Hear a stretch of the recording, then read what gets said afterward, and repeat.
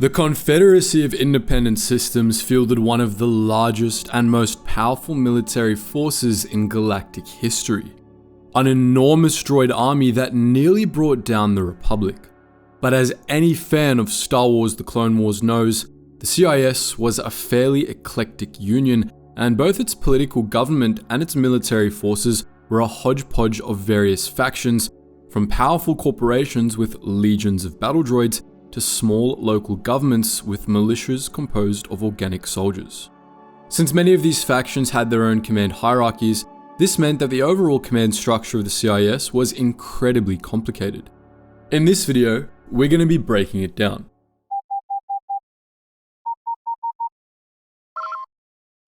Attention, Sergeant on deck! Before we get into the CIS military hierarchy, we need to understand the organization of the Confederacy as a whole. The CIS began in 24 BBY as a loose coalition of systems that had been incited to secede from the Republic by Count Dooku, who, in his famous Raxus address, called for the formation of a separatist government to oppose the corruption of the Senate. The separatist movement began with a few sectors that tendered articles of secession in the Senate and closed their borders to ships from Republic space. But it quickly swelled to encompass tens of thousands of star systems scattered across the galaxy, mostly in the Rim. During the early years of the Separatist crisis, the Confederacy was rather informal. Its members acted as, independent systems run by local sector governments without any broader federal oversight. From the beginning, the Confederacy considered Count Dooku to be their head of state, but this was originally just a formality, and for most of the Separatist period, Dooku had more of a behind-the-scenes role in the Confederacy. He kept a low profile, secretly traveling to systems to convince their leaders to secede, while the members of the Confederacy did their own thing. But this state of affairs didn't last. As the Confederacy grew larger, neighboring Separatist sectors began to open their borders to each other, creating a parallel society to the Republic. Initially, many Separatist sectors had adopted their own currencies with the help of the Intergalactic Banking Clan, but shortly before the Clone Wars, a centralized CIS credit was adopted. The Confed cred, as it was colloquially called, was half the worth of the Republic credit, and its use was only a formality most of the time, as Republic credits remained in widespread use in CIS space anyway. Nonetheless, its adoption, together with the growing size of the Confederacy and outbreak of the Clone Wars, forced the CIS to adopt a more substantial federal government. This government was based on Raxus Secundus, the Confederacy's capital, and it was helmed by the Separatist Parliament, an analogue to the Galactic Senate. But as the Clone Wars began and the Confederacy found itself at war with the Republic, further centralization became necessary and a unified CIS military needed to be established.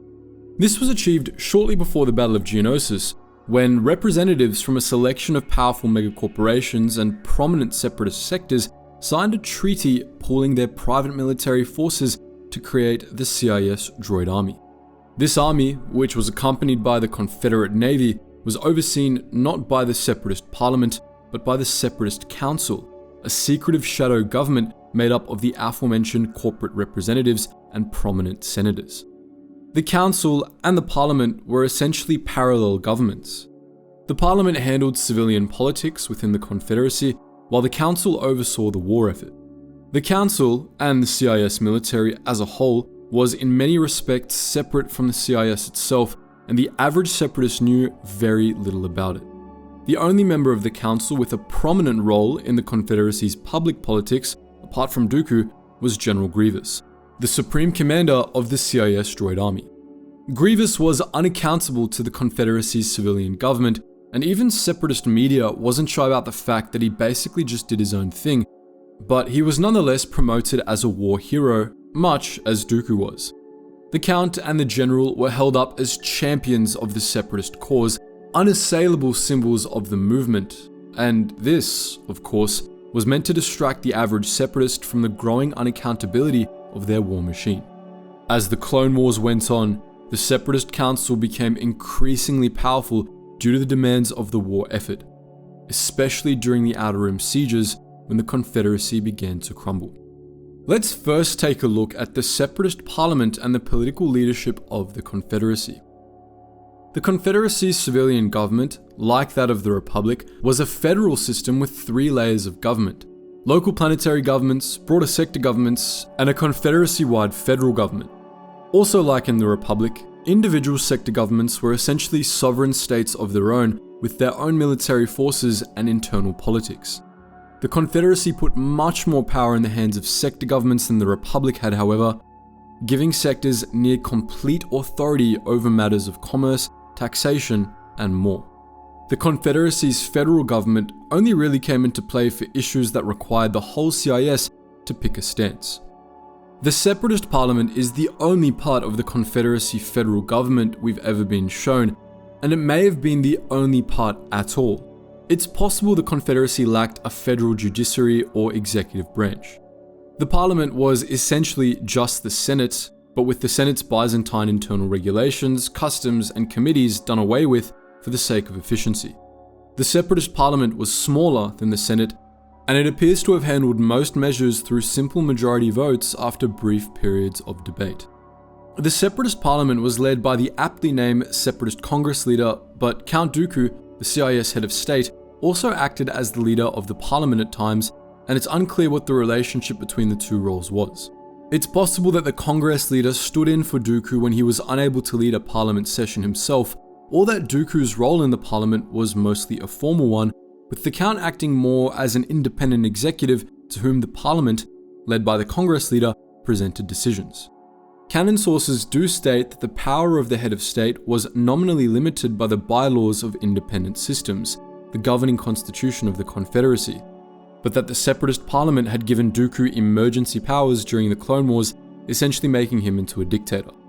For nearly the entire existence of the Confederacy, the position of head of state belonged to Count Dooku, who was pretty much allowed to rule indefinitely due to his status as the founder of the Separatist movement.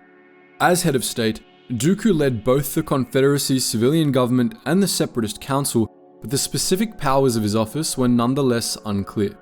Officially, the head of state was housed in the Separatist Senate building on Raxilon, the capital city of Raxus Secundus, with the Separatist Parliament, though Dooku usually operated out of his palace on Sereno instead. By and large, the position of head of state seemed to just be whatever Dooku wanted it to be, with the Separatist Parliament indulging him and granting him new powers whenever he wanted. The role of Separatist Congress leader, meanwhile, was held by Senatine Senator Beck Lawwise for most of the Confederacy's history. Lawwise frequently appeared as the spokesman of the Parliament, and he was likely elected to this role from among the Confederacy's other senators. The rest of the Separatist Parliament was composed of a mix of former Republic senators and delegates from new factions that hadn't been represented in the Galactic Senate. A mix of sector governments, individual systems, and corporate factions. Apart from Beck Lawwise, known senators in the Separatist Parliament included Mina Bonteri of the Japrel sector, Vo Attal of the Corporate Alliance, Bai Blus of the Layakians, Amita Fonti of Castel, Kirch Kushi, and Pun Rimbaud. Other Separatist senators, who were almost definitely also Parliament members, included Biolas Bribs of Celast, and the Bremer sector, Corlissi Luda of the Sluai sector, Dodra Fas of the Mayagil sector, Esso Rotzino of the Abrion sector, and Dagobus Scoritoles of Yagdul.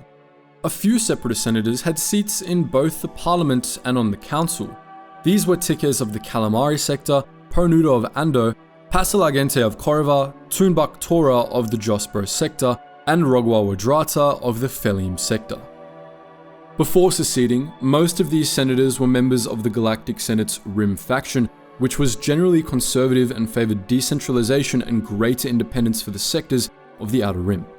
In the Separatist Parliament, however, they split into new factions, many of them single-issue movements with significant overlap. The two biggest known factions took shape during the Clone Wars. These were the Peace faction and the War faction, and we're sure you can guess what their disagreements were. We also know of a third faction that emerged during the war, the Independence faction. This was a much smaller faction whose senators believed that Count Dooku had become a dictator and that the CIS had been taken over by corporations and the military. True in all cases, obviously. They actually wanted to secede from the Confederacy, to be independent from both galactic governments and neutral in the Clone Wars.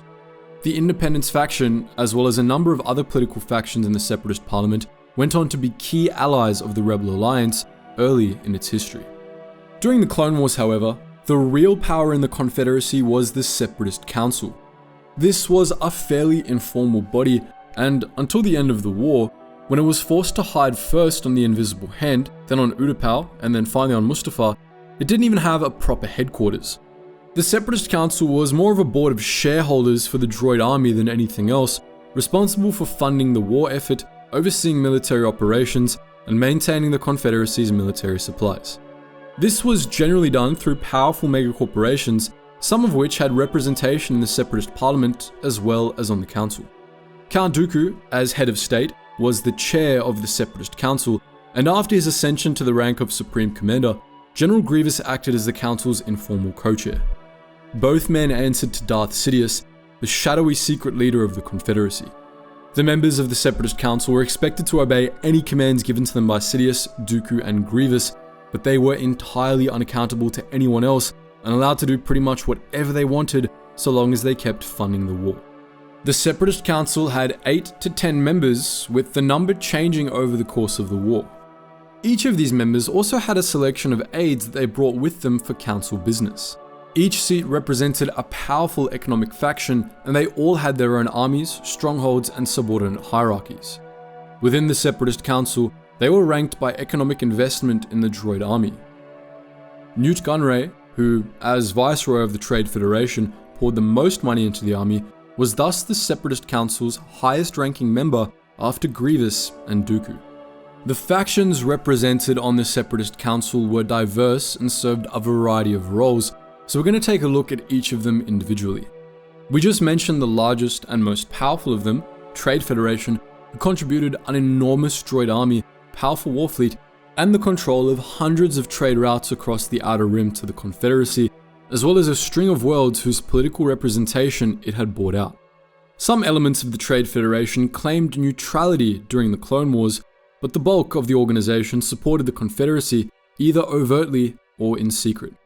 Headquartered on Nemoidia, with major strongholds on Cato Nemoidia and the Nemoidian Purse Worlds, the Trade Federation was represented on the Council by its Viceroy, Newt Gunray, as well as its Chief Lieutenant, Settlement Officer Rune Harko.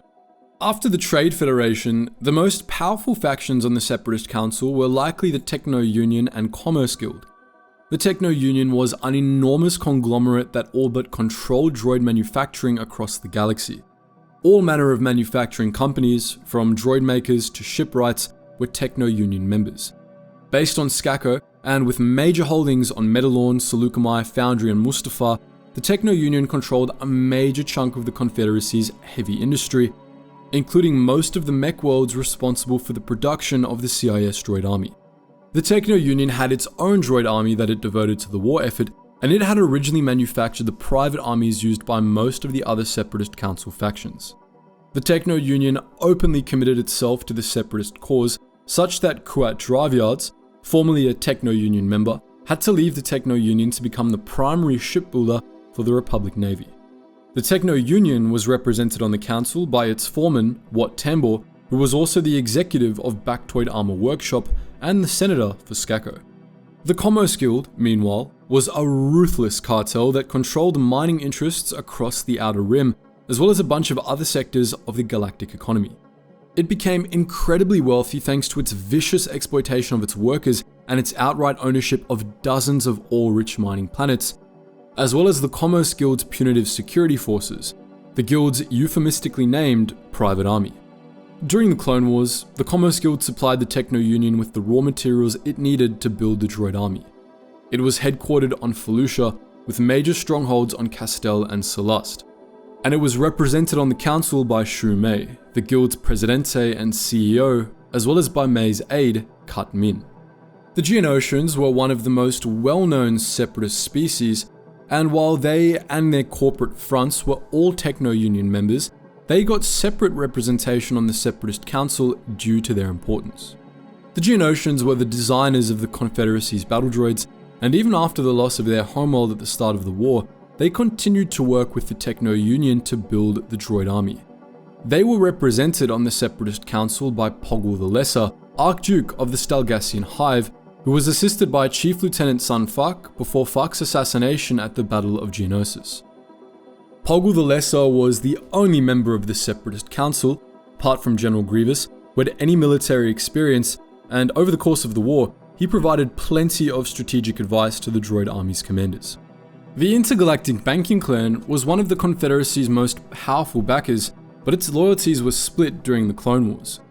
Its chairman, San Hill, pledged his support to the Confederacy at the start of the war, but this agreement was non-exclusive, and the IGBC would go on to do business with both the Republic and the Confederacy, selling weapons and providing financial assistance to both. Different branches of the IGBC had differing levels of neutrality. Munilinst, their headquarters, and Megiddo, their greatest stronghold, both backed the CIS completely, while the branch on Scipio remained neutral, and the branch on Argyle worked with the Republic more than the Confederacy. Nonetheless, the IGBC bankrolled the Droid Army and kept the Confederacy's economy afloat, and it was represented on the Council by Chairman Hill. The corporate alliance was less flashy than the aforementioned factions, but still quite powerful, with a private army, an enormous share of the galactic economy, and plenty of political influence. It was headquartered on Meccana, and it also controlled Kariva, the homeworld of its representative on the council, Pascal Argente. Argente was both the senator for Kariva and the magistrate of the corporate alliance, and he was assisted by the associate planetary representative of Kariva, Denaria Key. The other members of the council were all senators representing particularly powerful separatist sectors, some of them industrial regions located in the foundry of the Confederacy. These were Senator Ponudo of Ando, Senator Tikes of the Calamari sector, Senator Rogwa Wadrata of the Felium sector, and Senator Tunbaktora of the Jospero sector. Miraj Sintej, the most high queen of the Zygerian slave empire, was supposedly a member of the Separatist Council at some point, but whether this was an official posting is unclear. Rogwa Wadrata and Tunbaktora both controlled major industrial regions, but Ponudo and Tikes were on the council for different reasons. Both of them were prominent political figures in strategically important regions, and both of them founded powerful corporations of their own during their time on the council. Before the start of the war, the IGBC and Techno Union pooled their resources to form the Hypercommunications Cartel, which was put under the command of Ponudo and headquartered on Nudo's homeworld, Ando. The HCC established a private communications network separate from the Republic-controlled Holonet for the Confederacy's use. This network was based on the banking clan's own private Holonet, and it was used to broadcast the CIS shadow feed and other propaganda networks during the war. Senator Tikes, meanwhile, became the head of the Quarren Isolation League and the Freedak Volunteer Engineering Corps, a pair of Quarren separatist organizations that sought to wrest control of the Calamari sector from their planetary neighbors, the Mon Calamari. The Quarren Isolation League fought for control of the two-species homeworld, DAC. The Freedak Volunteer Engineering Corps, meanwhile, supported the movement indirectly by supplying the CIS Navy with warships. Working from Quarren shipyards on Pamant and Mintoween, the FDVEC built many of the ships used by the Confederacy during the war. The Separatist Council built the Confederacy's war machine, but on top of that, in the early months of the war especially, it was also responsible for organizing and commanding it. Of course, this was a job the councillors were much less suited to. With the exception of Poggle the Lesser, none of them knew anything about strategy or waging war, and none of them had a clue as to how to organize the CIS military into a cohesive hierarchy. Thus, for the first few months of the Clone Wars, they decided to just let their commanders keep doing their own things, maintaining the existing command hierarchies of their individual private armies. This, to put it mildly, was a problem. Now, there were two different sides to the CIS military, the Droid Army and the Planetary Security Forces. The Planetary Security Forces were just the local defense forces of separatist sectors and systems, nearly all of which were former Republic PSFs that had just defected when their homeworld seceded. Both Loyalist and Separatist PSFs essentially ran themselves, defending their home territories and coordinating with the larger federal armies when necessary. These forces primarily answered to their sector governments and the Separatist Parliament, though they were also required to follow orders from General Grievous and other CIS military officers. But then there was the Droid Army, the Confederacy's unified military force. This was what the Separatist Council was in charge of, and during the early stages of the Clone Wars, it was a mess. Unlike the Grand Army of the Republic, which was designed as a single cohesive force with a clear-cut and unified order of battle, the CIS military was a haphazard amalgamation of a dozen or so private armies, all of which had their own different hierarchies, unit structures, and standard deployment tactics. This wasn't too big of an issue when the CIS forces in one battle were all from the same faction. If only troops from the IGBC Collections and Security Division were present, for example, then they'd just use the IGBC structures and hierarchy. But if troops from multiple Separatist factions were deployed all at once, they would have different orders of battle, and there would be extensive confusion about who outranked who. Clearly, a more unified structure was needed, but no one on the Separatist Council was up to the challenge of making one. Enter General Grievous. After his dramatic reveal to the galaxy in the Battle of Hypori, Grievous was appointed Supreme Commander of the CIS military, and he immediately set about untangling the Separatist Council's mess. He took command of the war effort, leaving the members of the Council to focus on funding and resupplying the army. Under Grievous, the Confederacy adopted new, more cohesive strategies, and most importantly, Separatist forces came under a unified order of battle. This, honestly, might have been Grievous's greatest achievement. It's amazing that he was able to make a single coherent force out of the mess he inherited from the Council, but he went above and beyond, turning the Confederacy's wide variety of military assets into a strength. Grievous was a master at mixing and matching assets from the different Separatist factions, using them to complement each other and account for each other's weaknesses. He did the same for the Confederacy's command hierarchy, adopting bits and pieces of existing orders of battle and merging them into one. The CIS military was divided into two main branches, the Separatist Droid Army and the Confederate Navy. There were also a selection of organic armies that were part of the unified military too. All of these factions shared the same upper leadership, which was ultimately led by General Grievous at the very top. Let's start with the Separatist Droid Army. Grievous adopted the order of battle for the Droid Army pretty much wholesale from the Trade Federation's Defense Force. And the reason was simple. The TDF's order of battle was explicitly designed around the carrying capacities of their different transports. The Separatist Droid Army used all of the same transport classes, so it just made sense to stick with what already worked in that department. Most of the changes Grievous made to this system involved incorporating ground assets from other Separatist factions, like Commerce Guild Spider Droids or Corporate Alliance tanks, into the existing framework. The basic unit of the Separatist Droid Army was the Squad, which was composed of 8 B1 or B2 battle droids. While organic squads operating within the Droid Army's command structure were led by a sergeant, droid squads usually weren't, as they could be micromanaged by a central control computer or programmed in advance. Droid sergeants did exist, however, so it was evidently sometimes necessary to program one of the droids in a squad for command duties. Droid Army squads were organized into platoons of 7 squads each for a total of 56 battle droids, and like with squads, platoons usually didn't have designated droid officers. 2 platoons made up a company of 112 droids total, which was the total carrying capacity of one multi-troop transport or platoon attack craft. A company was commanded by a battle droid officer and was assisted by a number of support droids, which could range from maintenance drones to a droideka or two, plus the pilots of the company transport. During full battles, the company was usually the smallest unit droids operated in, with platoons and squads detached from the company when necessary for smaller missions. Theoretically, a company was the largest unit capable of operating on its own, since each one had support droids and a commanding officer, but independent companies were rare. There were 2 kinds of companies, distinguished by the kind of transport they were assigned to. PAC companies were assigned to the lighter platoon attack crafts. These were generally reserve or midline units, more lightly equipped and backed by fewer support droids. MTT companies were assigned to, well, MTTs. These were the frontline troops, heavily armed, well supported, and meant to be deployed directly into hot zones by their heavily armored carriers. Companies were sorted into one of 2 kinds of larger units, battalions and vanguards. The battalion was the smaller of the 2, composed of 7 companies for a total of 784 battle droids.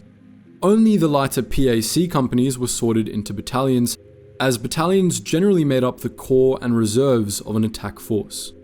Battalions were commanded by a droid officer, and along with numerous support droids, they also included a squadron of 24 armored assault tanks, Hellfire droids, homing spider droids, Corporate Alliance tank droids, or another variety of tank.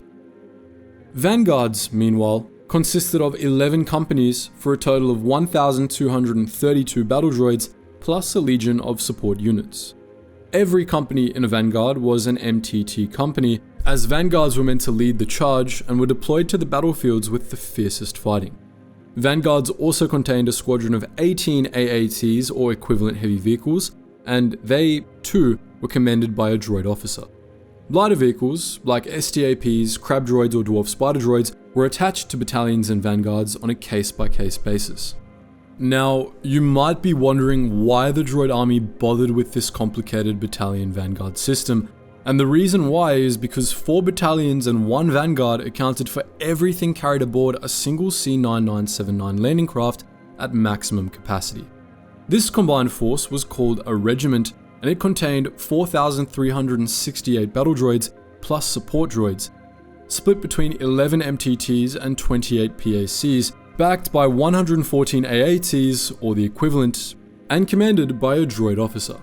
Regiments were standard units for large military operations, in which the CIS would deploy a regiment's vanguard to break through enemy fortifications, following which 2 battalions would advance as the main force and the other 2 would remain in reserve. This was the largest unit that was assigned to a single transport, and it was also the largest that could be led solely by a battle droid commander. 5 regiments made up a division, which consisted of 21,840 battle droids carried by a section of 5 C-9979 landing craft. At this level and above, units were commanded by organic officers or tactical droids. 5 divisions made up a corps consisting of 109,200 battle droids and a squadron of 25 C-9979s. Finally, 2 corps made up an army containing a total of 218,400 battle droids and a legion of support droids carried by 50 C-9979s. This was the total ground force carried aboard your average Lucrehulk class battleship, and it was commanded by the battleship's captain. The army was the largest unit in the Separatist Droid Army, and any ground force composed of multiple armies would answer either to the Confederate Navy's hierarchy or to CIS High Command. As we mentioned earlier, the Confederacy also had a separate command hierarchy for certain organic units in the Separatist Army, since a notable flaw in the design of most meatbags was that they couldn't fold themselves up into the transport rack of an MTT. Most Separatist organic units were PSFs that retained their own hierarchies. There were a few that were loyal to the Confederacy's corporate factions, and were thus rolled up into the Droid Army. Most notably, these included the Nemoidian Gunnery Battalions, the Gossam Commandos, the Korrivar Fusiliers, and the Nemoidian Irregulars.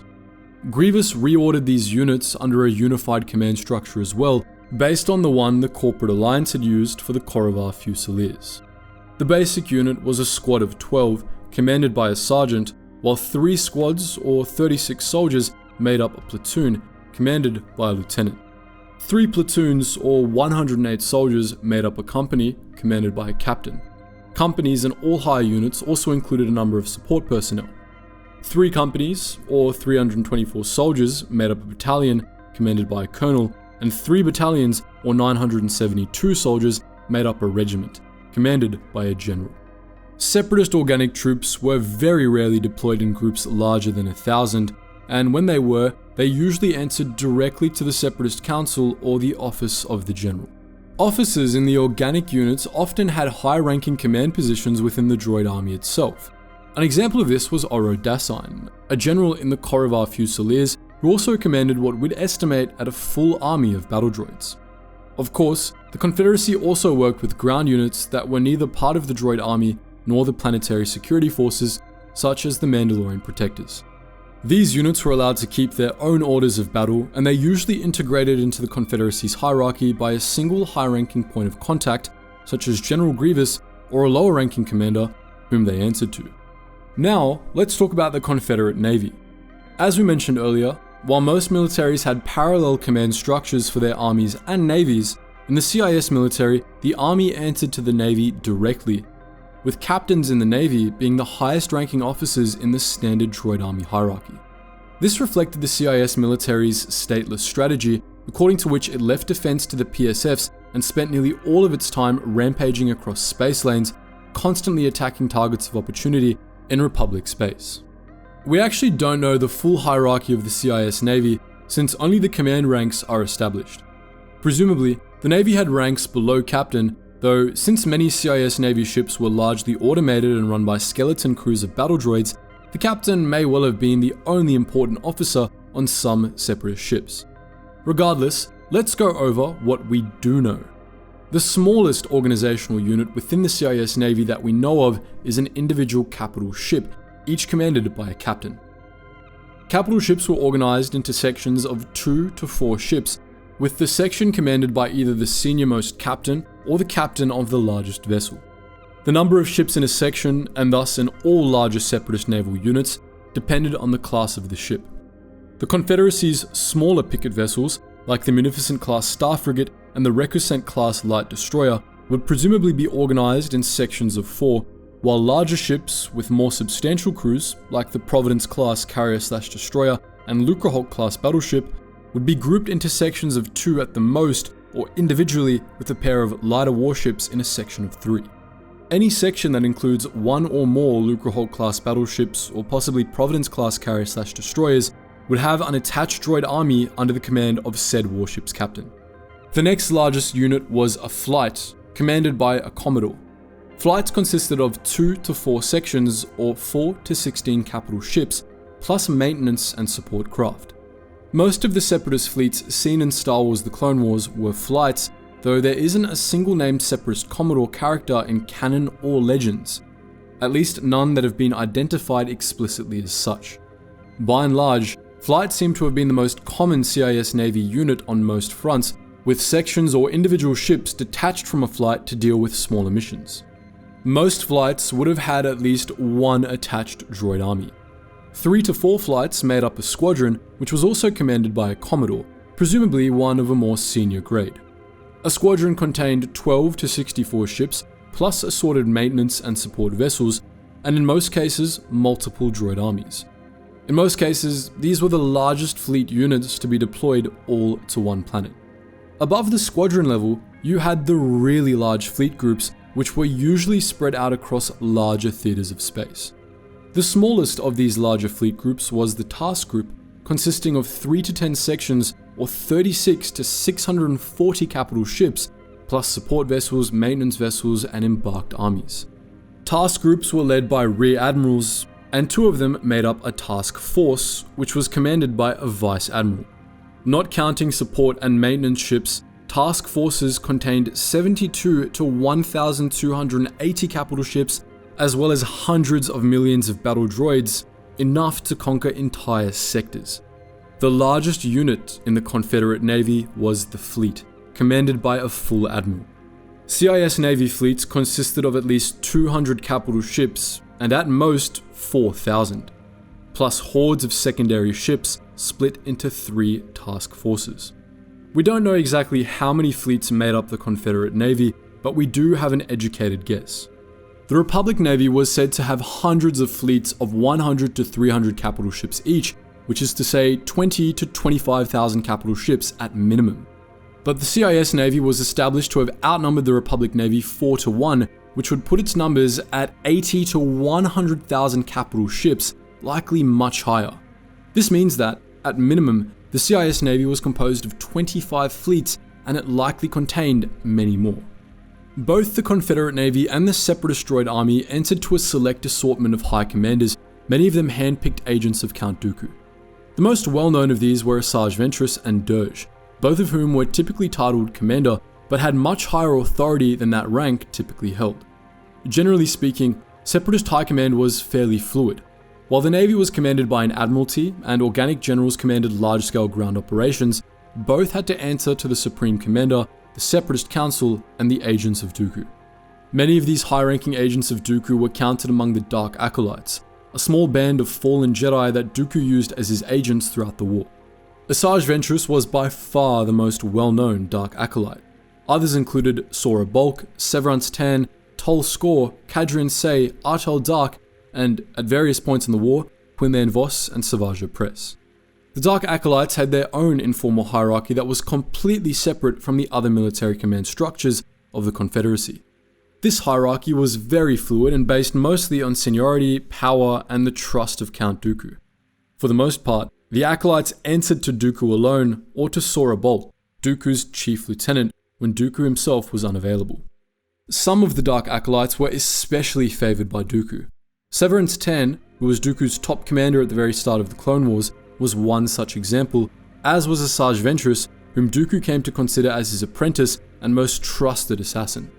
Within the Dark Acolytes, Sora Bulk was considered Dooku's second in command, though it should be noted that this was after the death of Severance 10 and possibly after the loss of Ventress, so it's unclear what the original hierarchy was like. Many of Dooku's Dark Acolytes served him primarily as assassins, but some that had a talent for strategy and command were given roles in the CIS military. Severance 10 and Asajj Ventress were prominent members of this category, while Sora Bulk and Tol Skor were put in command of the Separatist Morgukai Shadow Army later in the war, a separate project with its own order of battle. Severance 10 was believed to have been Dooku's original Supreme Commander, with the position passing to General Grievous only after she was killed a month into the Clone Wars. Ventress, meanwhile, served as one of the Confederacy's top generals for years. The bounty hunter Dirge, who regularly worked with Ventress and was considered her counterpart, was afforded a similarly powerful command role.